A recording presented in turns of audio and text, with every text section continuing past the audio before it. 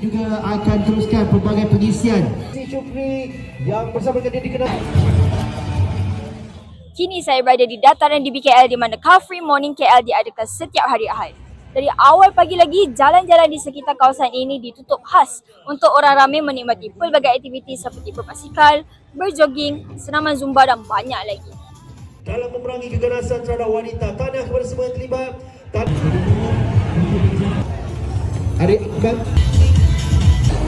Selain aktiviti fizikal, Car Free Morning juga memberi peluang kepada peniaga kecil, komuniti kreatif dan peminat fotografi untuk berkumpul. Ia menunjukkan bahawa ruang awam boleh menjadi tempat yang inklusif, sihat dan menyeronokkan untuk semua.